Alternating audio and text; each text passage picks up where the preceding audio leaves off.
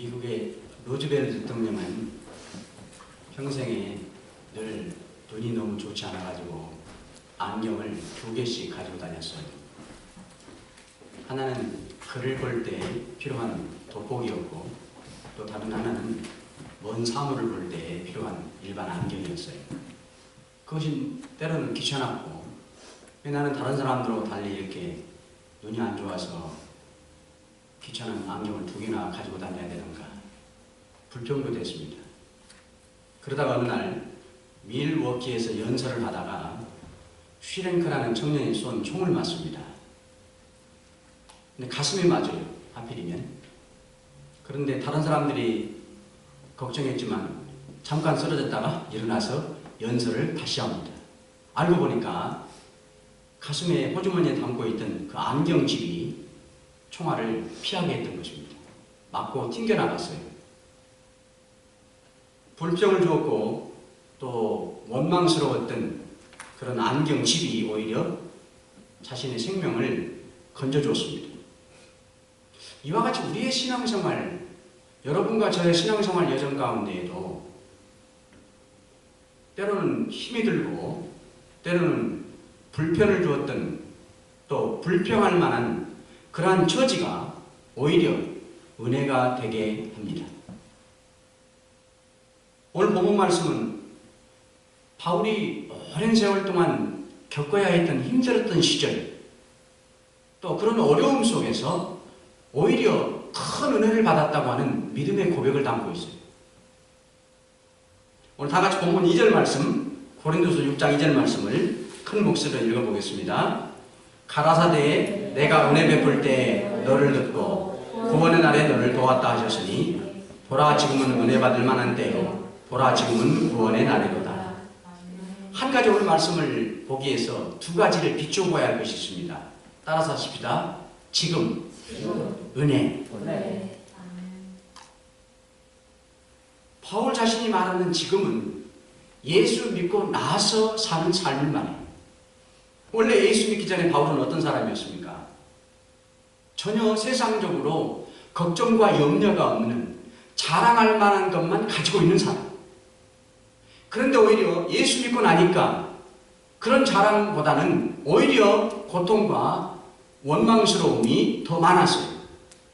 그런데도 그런 지금이 오히려 하나님이 보실 때에는 은혜의 때라, 그렇게 고백하는 겁니다. 바울은 가족의 배경도 이스라엘 12지파 가운데 최고였던 베냐민 지파였어요. 가족의 배경도 뛰어난 사람이에요. 배움도 최고의 학문, 가마리엘 문화에서 오늘 우리 한국으로 말하면 서울대학 같은 데서 공부한 사람이에요. 그냥 학교만 들어도 다 인정받을 수 있는 그런 사람입니다. 신앙적으로도 모든 이스라엘 백성들이 존경했던 열심당이었던 바리새파 사람이에요. 사회적인 지위도 아시는 것처럼 유대인이었지만 로마의 시민권을 갖고 있는 사람입니다. 그러니 어디 가나 대접을 받는, 함부로 할 수 없는 그런 사회적인 지위를 가지고 있는 사람. 그러나 문제는 그러한 때 그렇게 사회적인 배경과 사회적으로 알아줄 만한 그러한 때에는 하나님의 은혜를 맛보지 못하고 살았다고 하는 겁니다. 반대로 바울이 볼 때 최고로 소중한 은혜를 받을 때에는 그렇게 사회적인 배경이 자랑할 만한 걱정이 없는 그러한 때가 아니고 오히려 예수를 믿고 나서라고 합니다. 그것도 예수 믿고 나서 주를 위해서 살다가 받는 어려움 속에, 고통 속에, 환난 속에 오히려 은혜가 많으니라, 그렇게 말하는 거예요.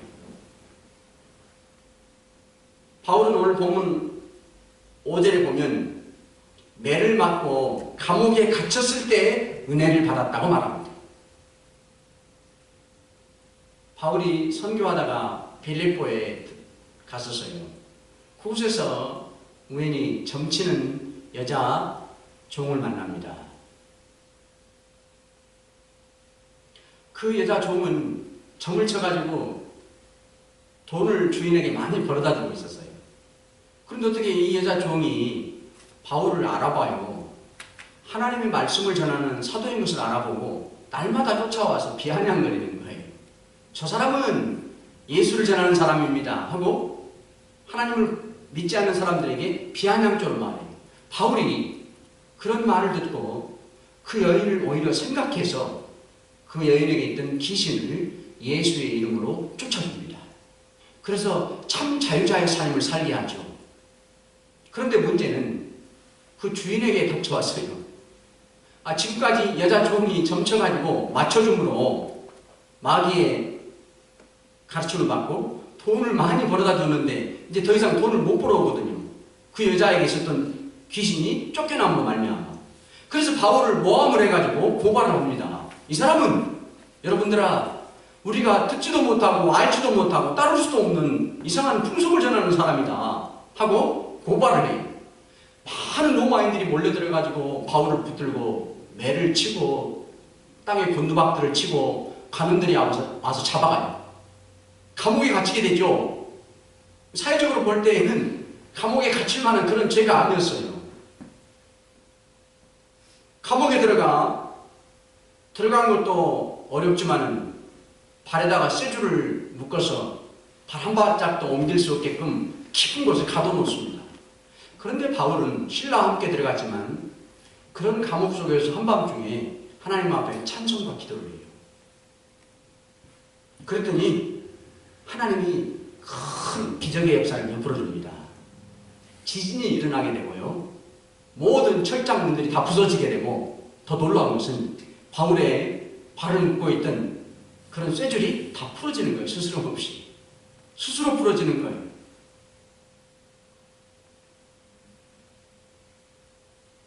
우리가 생각해 볼 것은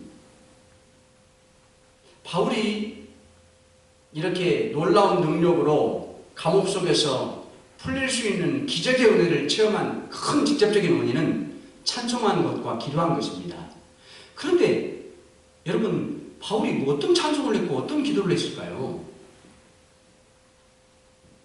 하나님은 그 바울의 찬송과 기도를 들으시고 기적을 통해서 지진을 베풀고 감옥에서 풀려나오게 역사하셨어요. 바울이 도대체 어떤 기도와 어떤 찬송을 했을까? 사실은 이 바울이 여종에게서 귀신을 쫓아내준 것은 오히려 그 여종에게는 좋은 일이었습니다. 오히려 감사를 받을 만한 일이었습니다. 전혀 사회적으로 죄가 아니었습니다. 단순히 고발을 당해서 모함을 받고 주인에게서 이렇게 잡혀온 것뿐이에요. 그런데 바울은 그 사사로운 작은 일, 어떻게 보면 원망을 들을 만한 그런 일, 정말로 사회적으로 죄성이 없는 그런 일이지만 하나님은 무슨 뜻을 담고 계십니까? 하나님 도대체 어떤 뜻을 나에게 보여주시려고 이런 하찮은 일을 통해서도 이렇게 어려운 감옥에 잡아넣게 하셨습니까? 하고 하나님이 숨겨놓은 뜻을 알고자 하는 기도를 한 거예요. 하나님은 이러한 하찮은 일 가운데 비참한 감옥에 잡히게 한 나를 통해서 어떤 선한 뜻을 꼭 갖고 계시죠? 하면서 찬송하는 거예요. 생각해 보세요. 분명한 죄도 아니에요. 특별한 잘못도 아니에요. 오히려 도움을 준 것입니다.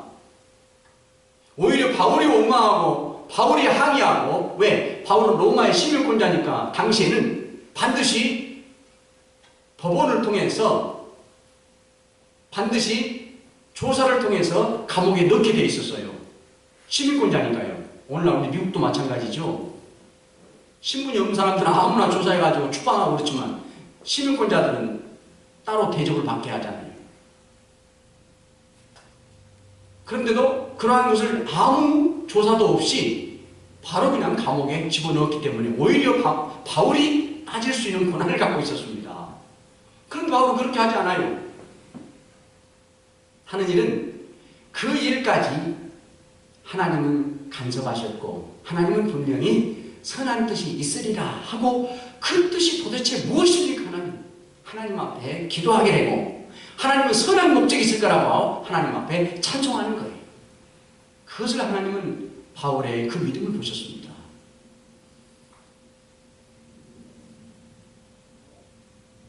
다음 날 감옥에서 나온 다음 날 교도관들이 조용히 바울에게 와서 말하죠. 나가도 되십니다. 왜? 자신들이 시민권자인 바울을 불법적으로 잘못 대접을 했거든요. 가부당하게 그냥 잡아넣거든요, 감옥에. 그래서 조용히 와서 사과하면서 나가시라고 이렇게 대접하는 모습이 성경에 나옵니다. 오히려 바울이 고난을 가지고 따질 수 있었고 보상을 받을 수 있었어요. 또 있습니다. 바울은 지진이 일어나고 모든 죄수들이 다 도망갈 수 있는 수사들이 다 풀리는 것을 보고 간수가 자기의 책임인 것을 알고요. 스스로 목숨을 끊으려고 할 때 오히려 바울이 소리칩니다. 그러지 말라고. 우리 도망 안 가고 여기에 있다. 오히려 간수를 위로하고요. 절대 괜찮다고 말합니다. 왜 바울이 도망가지 않고 오히려 스스로 목숨을 끊으려고 하는 간수를 오히려 위로해 줬을까요? 바울은요, 이 큰 지진이 일어나게 하는 것도 수사슬이 다 풀리는 것도 하나님의 역사요, 하나님의 간섭이요, 하나님의 은혜인 것을 깨달았기 때문에 도망 안 간 거예요. 이것을 우연히 생긴 일로 취급하지 않았던 것입니다. 하나님이 도우셨다고 하는 사실을 발견했기 때문에 도망가지 않고 오히려 감사할 수 있었고 오히려 목숨을 끊으려고 하는 그 간수를 오히려 도와줬던 거예요.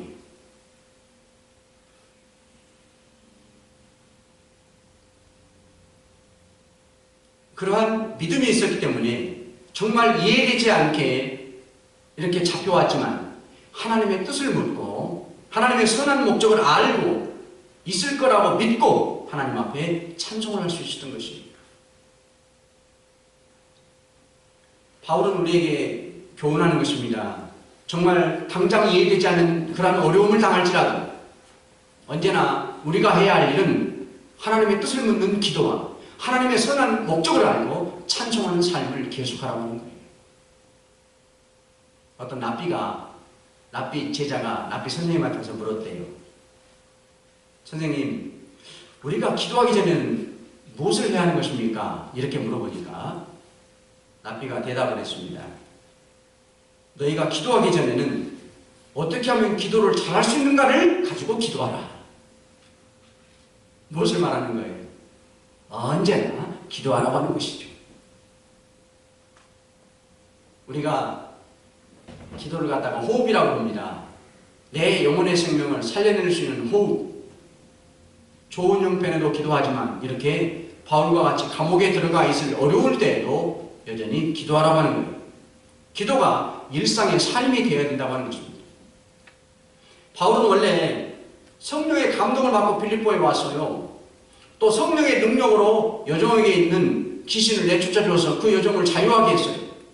인간답게 좋은 일하며 살게 했어요. 그런데도 감옥에 갇혔어요. 반대로 큰 어려움을 당하게 됐어요. 여러분과 저도 마찬가지라는 것이죠.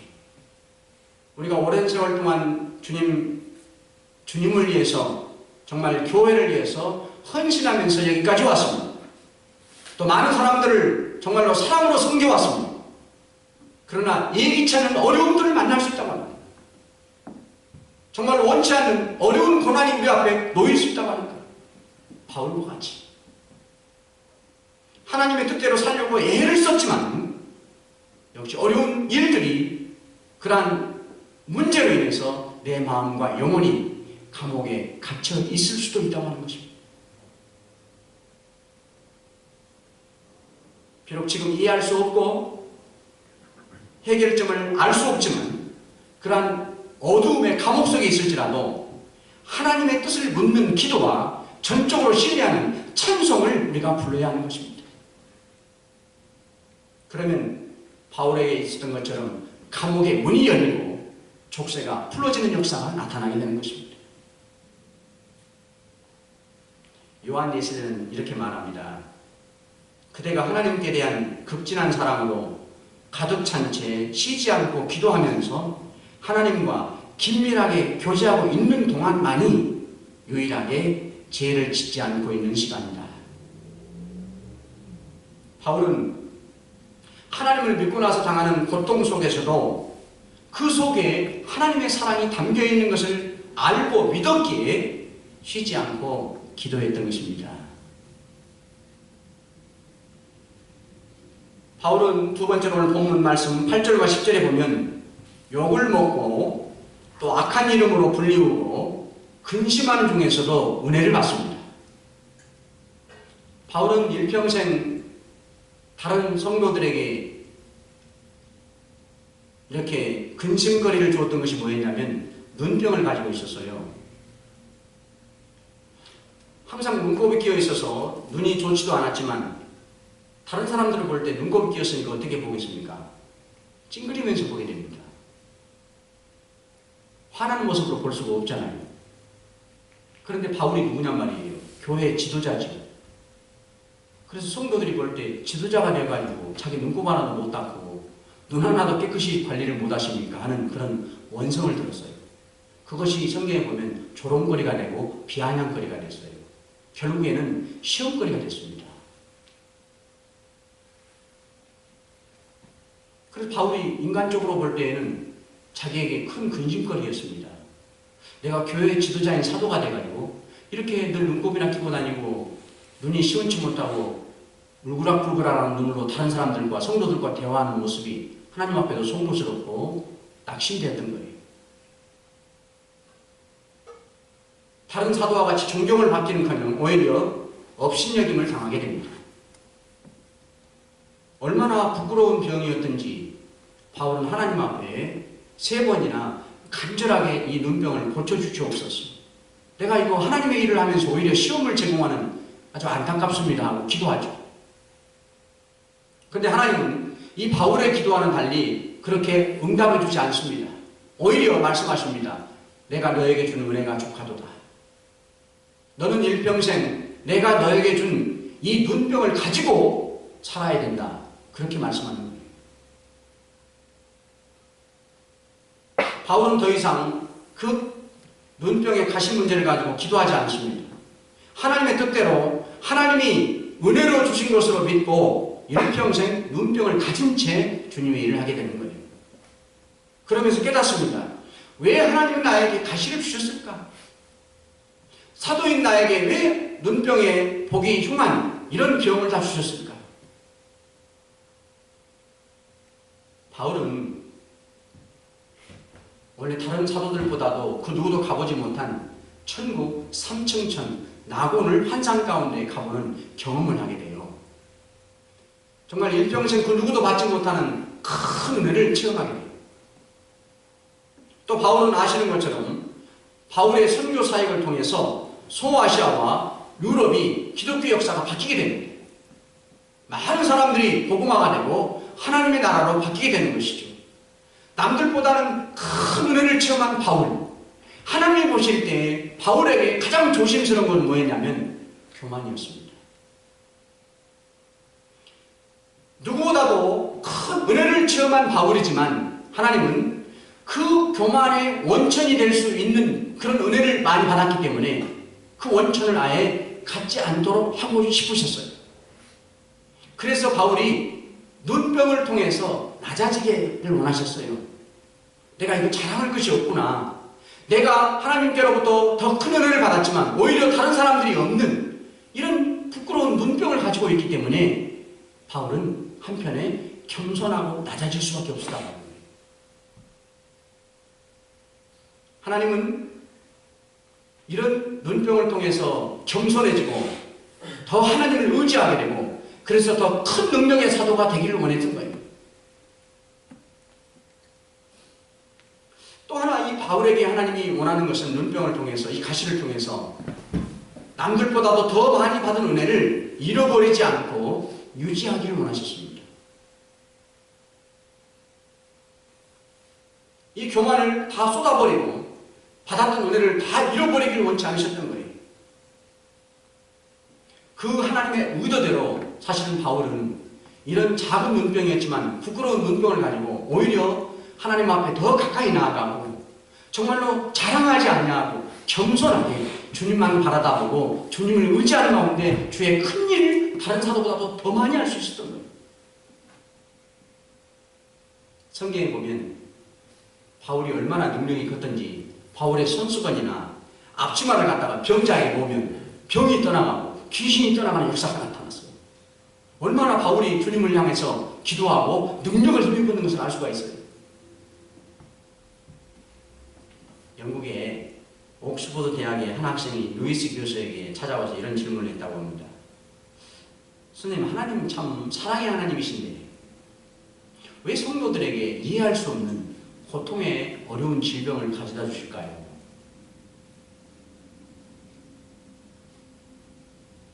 왜 하나님은 사랑이신데 성도들이 아무리 생각해도 풀리지 않는 그런 고통을 허락하시는 것일까요? 루이스가 대답을 합니다. 인간이란 알다가도 모르게 참 교만한 사람들이야. 이런 고통이라도 만일 없다면 얼마나 더 교만해질까 걱정되어서 하나님께서 허락하셨다네. 이렇게 대답했습니다.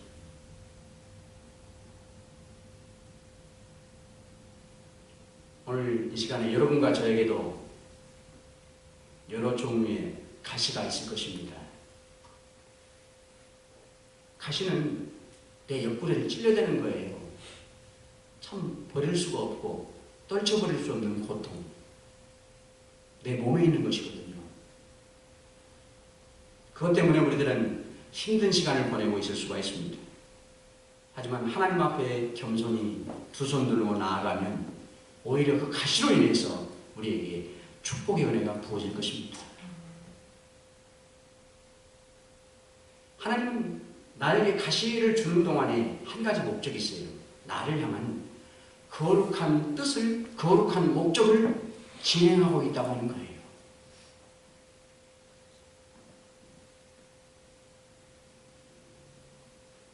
바울은 세 번째로 본문 말씀 5절과 9절에 보면 자지도 못하고 먹지도 못하고 죽을 뻔한 큰 풍랑 가운데 은혜를 받습니다. 바울이 죄인 신분으로 다른 276명과 함께 호송하는 사람, 또 로마에 항해하는 선원들과 함께 로마를 향해 배를 타고 가다가 큰 풍랑을 만나가지고 배가 다 부서져요. 14일 동안 아무것도 못 먹고 굶주리고 죽을 가운데 간신히 살아서 헤엄치고 널판지를 잡고 간 곳이 어디냐면 멜리데라고 하는 섬입니다. 그 섬에 갔다가 너무나 춥고 옷이 다 젖어서 불을 피우는데 바울이 그 땔감 나무를 불에 던지다가 독사에 물려요.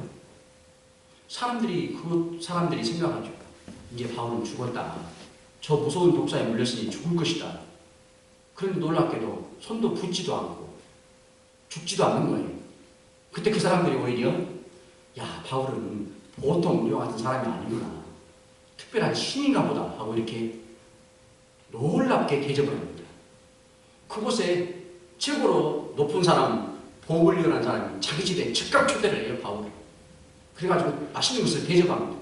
바울이 가보니까 때마침 이 보글리오 아버지가 이질병에 걸려가지고 죽기 직전에 있어요. 바울이 안수 기도를 해서 하나님의 능력으로 그 아버지를 살려냅니다. 그랬더니 많은 마을 사람들이, 그 섬 사람들이, 병자들이 와가지고 바울을 통해서 고침을 받죠. 3개월 동안 그곳에서 복음을 전하고 병자들을 고쳐놓고 돌아갈 때 바울에게 이 사람들이 많은 먹을 것을 주며 의복을 싸서 가게 해줍니다. 성경에는 자세하게 안 나와 있지만 이것을 보면 바울이 그곳에 난파를 당해서 이 섬에 가서 머무는 동안에 많은 사람들을 구원시켰다고 하는 것을 알 수가 있죠. 그 섬을 복음화시켰다고 하는 것을 알 수가 있습니다. 그래서 그런 후한 대접을 받고 그곳에서 3개월 만에 떠나오게 되는 겁니다.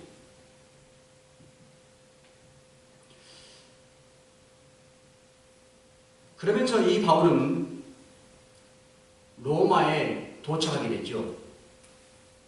로마에 가서 더 많은 주님의 복음 사역을 하게 되는데 사실은 죄인 신분으로 갔는데도 불구하고 자유로운 몸으로 또 자기 집에 많은 사람들을 초대하면서까지 복음을 전하는 사람이래요. 우리가 생각할 수 있는 게 한 가지가 있단 말이에요. 어떤 질문이 생기냐면 하나님은 로마의 바울이 포로로 가게 해서 복음을 전하게 하는 뜻을 갖고 계시는데 할 수만 있다면 죽을 뻔한 그런 풍랑이 없이 편안하게 가시게 했으면 좋았을 터인데 왜 이렇게 죽을 것 같은 그런 풍랑을 만나서 어려움은 다 당한 후에 로마에 가게 하실까?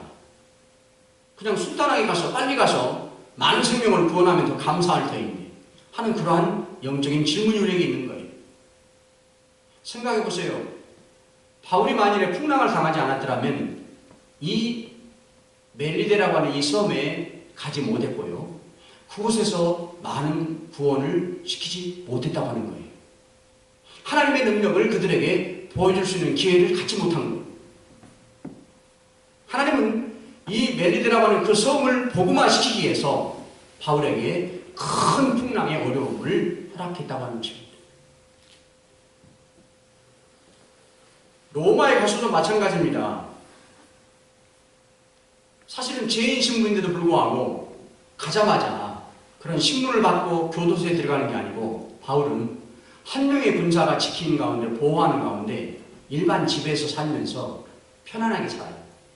그래서 성경에 보면 오히려 많은 사람들이 바울의 집을 들락거리게 되고 자유스럽게 그들에게 복음을 전하게 됩니다.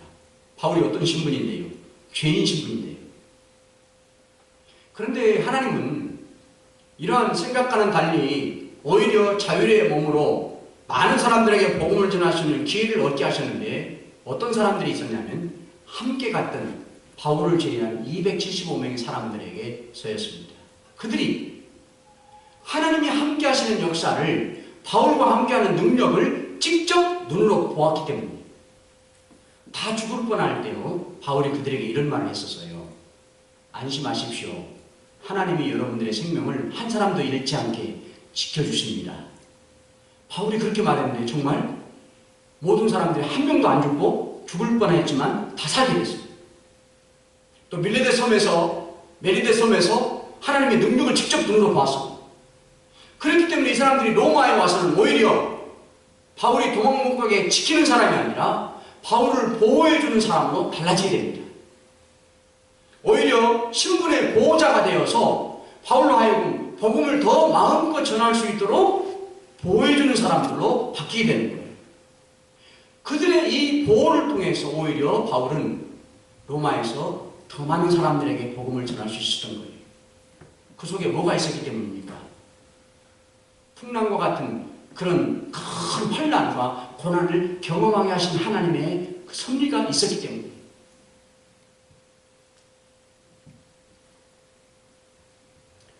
에디슨이 67살에 큰 시련이 닥쳤다고 해요. 실험실에 큰 화재가 발생해가지고요.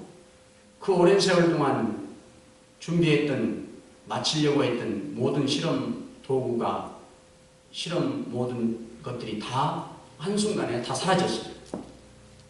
그러나 에디슨은 이런 감사의 기도를 드렸어요. 하나님, 저의 모든 실수들을 다 태워주셔서 감사합니다. 이제 다시 시작하겠습니다. 대단하죠? 내일이면 완성할 실험 제목이 있었지만 하나님의 섭리, 선한 섭리를 믿은 거죠. 오히려 자기의 실수로 다 돌리고 하나님 앞에 감사할 때 3주 후에 우리가 아는 것처럼 녹음기를 발명하게 됩니다. 우리는 큰 고난을 당할 때 이렇게 하나님 앞에 물을 수가 있어요. 하나님, 왜 나에게 이렇게 큰 고통을 주셔야 됩니까? 그런데 신실하신 하나님, 선한 목적을 가지고 나에게 행하시는 하나님을 믿고 다시 한번 돌아다 보면 전혀 새로운 축복의 것들이 내 눈에 보이게 됩니다. 고난을 당할 때 우리 성도들이 쉽게 빠지는 게 있어요. 아픈 고난에만 너무 마음을 두는 거예요. 그래서 변함없는 하나님의 은혜를 보지 못한다는 것이죠. 뭔가 숨겨진 예비하신 하나님의 은혜를 못 보고 그 고통과 고난과 하나님만 너무나 마음을 둔다는 거예요. 그렇기 때문에 절망에 머물 수가 있다는 것입니다. 하나님은 우리들에게 고난도 허락하시지만 큰 기적도 허락하십니다. 그러나 그 고난과 이적 자체보다는 그 일을 통해서 하나님이 나에게 계획하신 선한 뜻이 무엇입니까? 그것을 발견하기를 원하신다는 거예요. 사실은 그것이 더 중요하다고 하는 거예요. 그것 때문에 지나가는 고난과 시험을 우리들에게 허락하신다고 하는 거예요. 하나님은 내가 어떠한 처지에 있든지 지금도 함께 하시는 예수님의 증거자가 되기를 원하신다는 거예요. 사랑하는 성도 여러분, 어려울 때 은혜를 헛되이 받지 말고 하나님과 깊은 교제를 갖기를 원합니다. 그러면 반드시 하나님의 뜻을 알게 되고, 하나님, 이 고통을 통해서 나에게 원하시는 뜻이 무엇일까? 그 뜻을 알려주시고요, 자적의 은혜를 얻게 하십니다. 무명한 자 같으나 다 유명해질 날이 있을 것입니다. 근심하는 자 같으나 기뻐하게 될 것입니다. 아무것도 없는 자 같지만 모든 것을 가진 자가 되게 하실 것입니다. 지금 비록 여러분 감옥에 놓여 있을지라도, 아픈 가시로 찔림을 받고 당하고 계실지라도, 큰 풍랑을 만났을지라도 지금이 바로 은혜의 때라는 사실을 믿으시기 바랍니다. 오늘 주신 말씀을 생각하면서 다 같이 기도하시겠습니다.